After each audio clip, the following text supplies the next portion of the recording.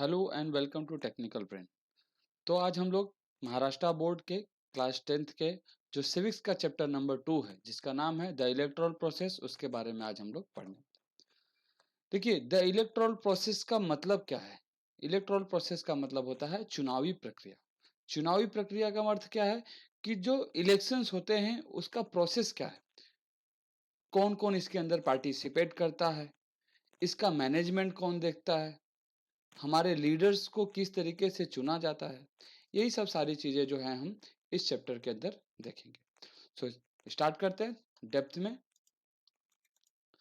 देखिए, अगर electoral process को अगर हमें समझना है तो सबसे पहले हमको दो चीजों को समझना पड़ेगा। पहला है इलेक्शन और दूसरा है रिप्रेजेंटेशन। ओके, सो इलेक्शन का मतलब क्या होता है और रिप्रेजेंटेशन का मतलब क्या होता है, ये पहले हमको समझना पड़ेगा। देखिए, इलेक्शन का अर्थ क्या होता है कि जब बहुत सारे लोग मिलके अपने बीच में से किसी एक व्यक्ति को क्या करते हैं, अपना लीडर चुनते हैं। ठीक, इलेक्ट करते हैं कि भाई आप जो हो, हम लोग के लीडर हो, हमारी बातें जो है गवर्नमेंट तक आप ही पहुंचाओगे। ठीक, अब आप अकेले अगर घर के बाहर खड़ा होकर चिल्लाते रहे हमारी मांगे पूरी करो, हमारी मांगे पूरी करो, तो कोई आपकी बातों को सुनने वाला नहीं है। ठीक, बहुत लोग भी चिल्लाओगे तो कोई भी फिर भी नहीं सुनेगा। क्या किया जाता है उसके लिए कि लोग अपना एक लीडर चुनते हैं। ठीक, तो जब हम चुनते हैं तो उस प्रक्रिया को हम लोग बोलते हैं इलेक्शन। और जब हम चुन लेते हैं तो मान लीजिए व्यक्ति आ गया, अब ये क्या कर रहा है, ये हमें रिप्रेजेंट करेगा। ये हमें कहाँ क्या करेगा, रिप्रेजेंट करेगा। कहाँ पे, गवर्नमेंट के पास, सरकार के पास, मतलब कि पार्लियामेंट में या फिर स्टेट लेजिस्लेटिव असेंबली हो। ठीक, यहाँ पे हमको क्या करेगा, रिप्रेजेंट करेगा। तो हम इस आदमी को क्या बोलेंगे, रिप्रेजेंटेटिव। अब आप सिंपल सा उदाहरण समझ लीजिए कि आप बहुत सारे लोग हैं, अपनी बातों को अगर पार्लियामेंट में लेके जाना चाहते हैं या फिर प्रेसिडेंट के पास या फिर प्राइम मिनिस्टर के पास अपनी बातों को पहुंचाना चाहते हैं, तो सब लोग बारी बारी से जाके बोलें, ऐसा पॉसिबल हो सकता है क्या? क्या प्राइम मिनिस्टर के पास इतना बड़ा टाइम है कि सारे लोगों की बातों को बारी बारी से वो सुने? नहीं। सो इसी के लिए क्या किया गया, एक इलेक्शन एंड रिप्रेजेंटेशन का क्या किया गया, एक कॉन्सेप्ट लाया गया कि बहुत सारे लोग मिलके अपने एक लीडर को चुनेंगे, वो हमारा रिप्रेजेंटेटिव होगा और वो हम सारी लोगों की बातों को क्या करेगा, गवर्नमेंट तक पहुंचाएगा। देखिए, यही दो प्रोसेस है, इलेक्शन और रिप्रेजेंटेशन। ओके, अब देखिए, इलेक्शन जरूरी है। क्यों जरूरी है? पावर को चेंज करने के लिए पीसफुल तरीके से। मतलब आज जो आपके पास जो आपका लीडर है, ठीक, वो परमानेंट तो नहीं रह सकता। अगर परमानेंट अगर उसको बना दिया जाए, ठीक, और आपके हाथ से अधिकार छीन लिया जाए, तो वो तो जैसा चाहेगा वैसा करेगा। आपका सड़क बनवाएगा नहीं बनवाएगा, अपना तान के सोएगा, तान के सोएगा। आप उसका दरवाजा खटखटाते रहेंगे, लेकिन वो आपका दरवाजा खोलेगा नहीं। अरे भागो इधर से। ठीक, पहली बात। और अगर आप उसको कहेंगे कि ये तुम अपना गद्दी छोड़ो, कुर्सी छोड़ो, हम दूसरे को बिठाना चाहते हैं, तो भी वो नहीं उठेगा। फिर क्या होगा, फिर उसके गुंडे आएंगे, आपसे लड़ेंगे। ऐसे कंडीशन में ये बड़ा प्रोसेस जो है बड़ी खतरनाक हो जाएगी। ठीक, सो इलेक्शन क्या करता है, हेल्प करता है टू ब्रिंग चेंजेस, नए रिप्रेजेंटेटिव को आपके बीच में लाने का, पावर को चेंज करने का। मतलब आज कोई दूसरी पार्टी का नेता है तो कल आप जो है किसी दूसरी पार्टी के लीडर को आप अपना लीडर जो है वो बना सकते हैं। किसके थ्रू? Through the election. और पीसफुल तरीके से, मतलब शांति से। नेता से लड़ने और झगड़ने किसी की जरूरत ही नहीं पड़ेगी। सिंपल सा गया, वोटिंग हो रहा है, बटन दबाया, जो अच्छा लगा और वो जीत गया, आपका नेता ऑटोमेटिक चेंज हो गया। ना उसका दरवाजा खटखटाने की जरूरत पड़ी, ना उसे मारी पीट करने की जरूरत पड़ी। ठीक, और देखिए, इसका एक फायदा और है कि जो अलग अलग पार्टियां हैं, जिसे मैं पार्टियों का नाम नहीं लेना चाहता, बट ये चैप्टर ही ऐसा है कि बताना पड़ेगा उसके लिए। मान लीजिए कि बीजेपी है, कांग्रेस है, बहुजन समाज पार्टी है, बहुत सारी जो पार्टियां, एक्स वाई पार्टियां हैं। ठीक, अगर मान लीजिए कि हमें किसी एक पार्टी का नेता जो है अच्छा नहीं लग रहा है, ठीक, उसके अंदर भ्रष्टाचार भी बहुत है, वो भ्रष्टाचार बहुत कर रहा है, तो हमें क्या है, एक अपॉर्चुनिटी मिली कि हम जो है एक तरीके से दूसरे लीडर को चुन सकते हैं। तो एक पार्टी का नेता गया तो दूसरी पार्टी के लीडर्स को क्या करेंगे हम लोग चुन सकते हैं। मतलब दूसरी पार्टी को भी क्या होगा मौका मिलेगा यहाँ पे रूल करने का। ठीक। So different political parties get an opportunity to rule. बारी बारी से उनको भी क्या होगा मौका मिलेगा रूल करने का। आगे देखते हैं थोड़ा सा कि अगर ये इलेक्शन और रिप्रेजेंटेशन अगर ऐसा प्रोसेस है, ठीक, तो जो इलेक्शन में जो हमारा लीडर है जिसको हमने चुना वो कैसा हो, हमारा नेता कैसा हो, फलनवा भैया जैसा हो। लगते हैं लोग नारे लगाते हैं, ठीक। सो उसके अंदर कुछ खूबियां होनी चाहिए, कुछ क्वालिटी होनी चाहिए। सो क्या क्या क्वालिटी होनी चाहिए, आप कैसा चाहेंगे। पहली बात तो ऐसा लीडर होना चाहिए जो इफिशियंट हो, मतलब आपके कार्यों को करने में समर्थ हो। ठीक, आपके रोड बनवाने में समर्थ हो, आपके यहाँ अगर बिजली है की समस्या है तो उसको लाने में समर्थ हो। ठीक। दूसरी बात ऑनेस्ट भी होना चाहिए, ईमानदारी तो बहुत जरूरी है। ईमानदारी अगर कूट कूट के भरी रही तो ज्यादा अच्छी बात है। ठीक। उसके बाद ट्रस्टवर्थी हो, मतलब ट्रस्टवर्थी का मतलब क्या हो कि आपके विश्वास पात्र हो। ठीक, आप उसके ऊपर विश्वास कर सकते हो। और उसके बाद एक चीज और होनी चाहिए उस आपके लीडर के अंदर कि वो जो जनता का ओपिनियन है उसका क्या करे रिस्पेक्ट करे, जनता की बातों को क्या करे वो सुने। ऐसा नहीं कि घर उसके दरवाजे के बाहर जाके चिल्ला रहे हैं नेताजी नेताजी नेताजी नेताजी, दरवाजा बंद करके लेटे हुए हैं और आपकी बातों से उनके ऊपर कोई फर्क नहीं पड़ रहा है। ठीक। तो ये सारे जो कैरेक्टर्स हैं, कैरेक्टरिस्टिक्स हैं, वो जो है आपके लीडर के अंदर होने चाहिए। ठीक। अब तो बात हो गई कि लीडर भी हमने देख लिया, ठीक, कैसा होना चाहिए ये भी देख लिया, वो कहाँ जाएगा ये भी देख लिया। तो भाई हमको अब ये भी देखना है कि इनको ये सब प्रोसेस कराता कौन है। ठीक, आपको आपके लीडर को चुनने का, आपका लीडर अच्छा हो कैसा हो, ये सब सारी चीज़ों को कराने के लिए हमारे कॉन्स्टिट्यूशन में एक अलग से बॉडी बनाई गई है जिसका नाम रखा गया है इलेक्शन कमीशन। ठीक, इलेक्शन कमीशन जो है एक ऑटोनोमस बॉडी है। ऑटोनोमस बॉडी का मतलब क्या है, एक स्वतंत्र बॉडी है, ये स्वतंत्र संस्था है। ये अपने निर्णय अपने से ले सकती है, इसके निर्णय लेने के अंदर किसी का कोई भी दबाव नहीं।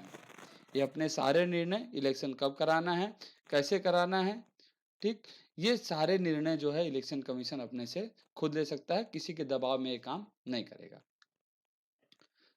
अगर इसके स्टेब्लिशमेंट की बात करें, अगर इसकी स्थापना की बात करें तो इलेक्शन कमीशन की स्थापना जो है 1950 में की गई थी। और इस पर्पस से की गई थी, इस ध्येय से की गई थी कि जो इलेक्शन कमीशन है वो क्या करेगा, फ्री एंड फेयर इलेक्शंस कराएगा। फ्री एंड फेयर का अर्थ क्या होता है, फ्री का मतलब होता है स्वतंत्र और फेयर का मतलब क्या होता है निष्पक्ष। मतलब इलेक्शन कमीशन स्वतंत्रता के साथ, ठीक, निष्पक्ष होके, मतलब वो किसी पार्टी का साथ नहीं देगा इलेक्शन के टाइम, वो अपने कार्यों में लगा रहेगा।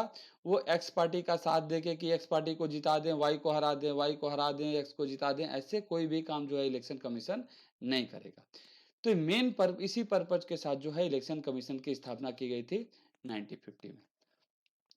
अब इलेक्शन कमीशन के बारे में एक बार और जान लीजिए कि इलेक्शन कमीशन जो है वो कॉन्स्टिट्यूशनल बॉडी है। कॉन्स्टिट्यूशनल बॉडी होने का मतलब क्या है कि कहीं ना कहीं हमारे संविधान के अंदर, हमारे कॉन्स्टिट्यूशन के अंदर जो है इलेक्शन कमीशन के बारे में जो है लिखा हुआ है। तो ये देखिए हमारा कॉन्स्टिट्यूशन का बुक है, इसका कवर पेज लगभग आपको ऐसा ही दिखाई पड़ेगा।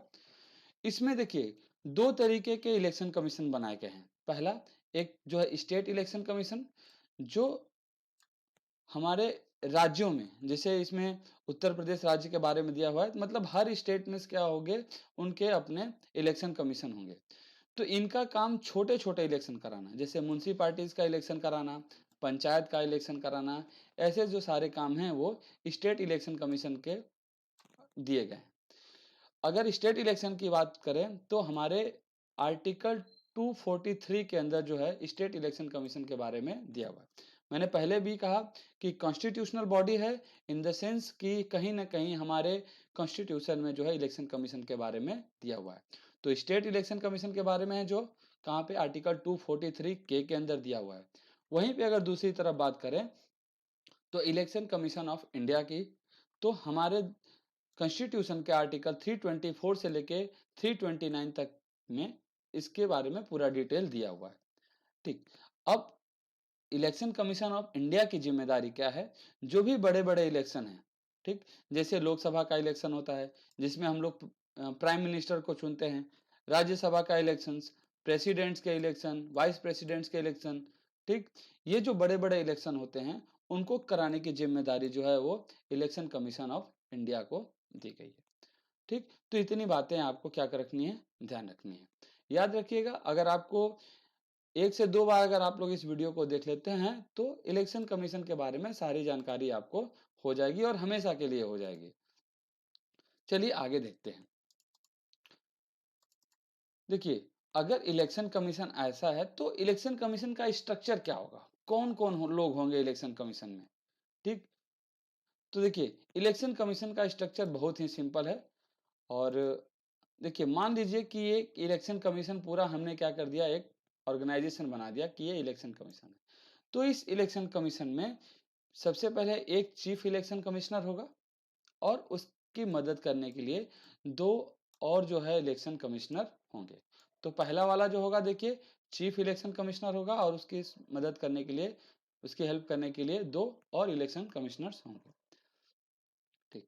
अब देखिए, इन तीनों लोग को अपॉइंट करने की जिम्मेदारी जो है वो किसको दी गई है? प्रेसिडेंट ऑफ इंडिया को। भारत का जो राष्ट्रपति होगा वही जो है इन तीनों लोगों को अपॉइंट करेगा।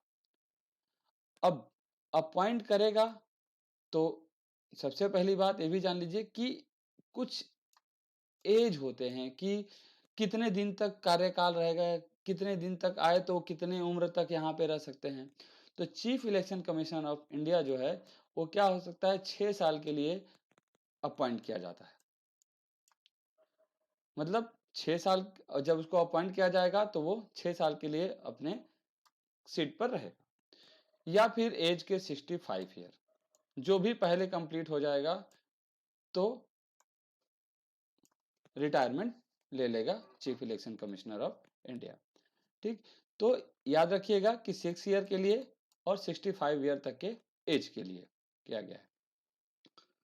अब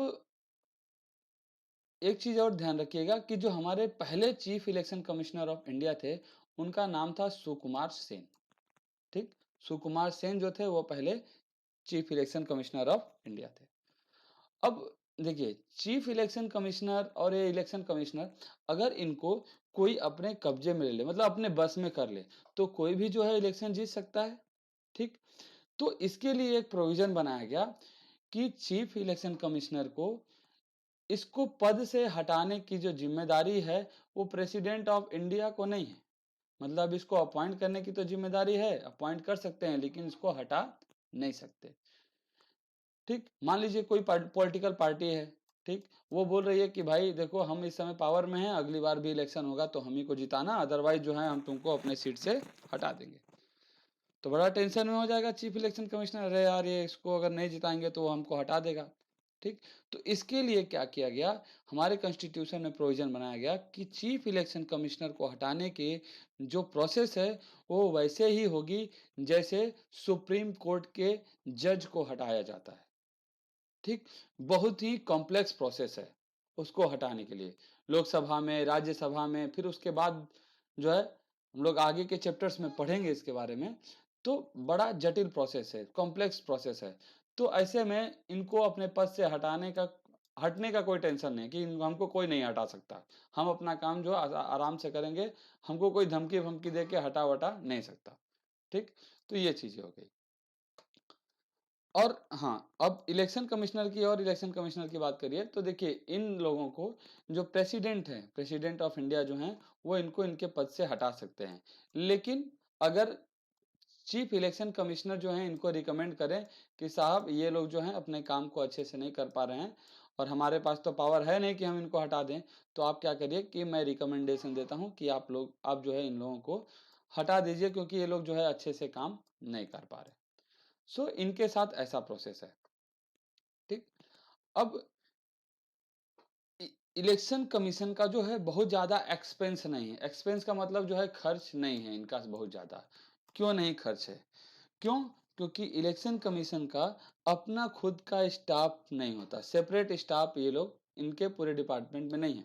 अब ऐसा नहीं कि कुछ ही नहीं होंगे, होंगे, लेकिन आप लोग देखते हैं कि जब भी इलेक्शन होता है तो बहुत सारे स्टाफ जो होते हैं, बूथ के बाहर कोई नाखून पे इंक लगाता है, कोई वोटर लिस्ट चेक करता है, कोई बैलेट पेपर देता है, ठीक, कुछ लोग चेक करते हैं वहाँ पे, तो बहुत सारे स्टाफ रहते हैं। तो ये जो सारे स्टाफ हैं वो इलेक्शन कमीशन के अपने खुद के स्टाफ नहीं होते, ध्यान रखिएगा। क्या करता है इलेक्शन कमीशन कि जब इलेक्शंस आते हैं तो कुछ गवर्नमेंट ऑफिशियल्स को ले लेते हैं वो साथ में, और गवर्नमेंट ऑफिशियल्स को लेने के बाद क्या करते हैं, फिर और कुछ जो टीचर्स हैं उनको भी क्या कर लेते हैं, वो शामिल कर लेते हैं। आप सभी लोग स्कूल में पढ़े होंगे, पढ़ते भी होंगे, तो ध्यान देंगे कि जब इलेक्शन आते हैं तो आपके स्कूल में जो होती है छुट्टी हो जाती है। उसमें क्या होता है कि सारे स्कूल्स में एक फॉर्म आता है कि भाई अगर कोई भी टीचर है अगर इलेक्शन में पार्टिसिपेट करना चाहता है, मतलब लड़ने के लिए नहीं, इलेक्शन का जो प्रोसेस है उसमें अगर कोई आना चाहता है तो आप आ सकते हैं, तो फॉर्म भर के दे देते हैं। उसमें क्या होता है कि इलेक्शन कमीशन उन लोगों को टेम्परेरी बेस पे क्या करता है, किसी काम में लगाता है, जैसे इंक लगाने के ही काम में लगा दिया, या फिर किसी को सुपरवाइजरी करने के काम में लगा दिया, और पर डे के हिसाब से जो भी गवर्नमेंट के द्वारा फिक्स रहता है उसके हिसाब से जो उनका पर डे का जो है सैलरी उनको दिया जाता है। अब ऐसा इलेक्शन कमिश्नर कमीशन क्यों करता है? देखिए, इलेक्शन जो है हमेशा नहीं होते, 5 साल पे इलेक्शंस होते हैं।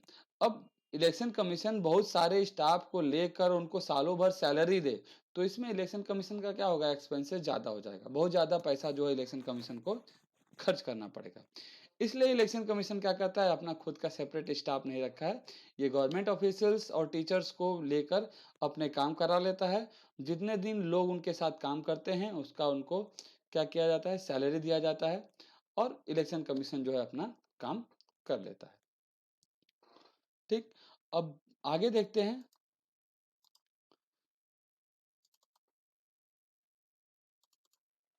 Functions of election commission. देखिए, ये वीडियो कुछ ज़्यादा बड़ा हो जाएगा तो इसके लिए मैं इसको यहीं पे स्टॉप करता हूँ। ये फंक्शंस ऑफ इलेक्शन कमीशन का जो वीडियो है वो आप नेक्स्ट वीडियो में देख लीजिएगा, क्योंकि बहुत ज़्यादा लेंदी हो जाएगा, बहुत ज़्यादा देर तक का हो जाएगा तो समझने में भी दिक्कत आएगी। तो आप पहला पार्ट को देखिए, दूसरा पार्ट जो है मैं जल्दी अपलोड कर दूंगा, आप लोग उसे भी देखिएगा। मेरा विश्वास है कि आप लोग को इससे बहुत ही फायदा मिलेगा। Thank you. जय हिंद, जय भारत।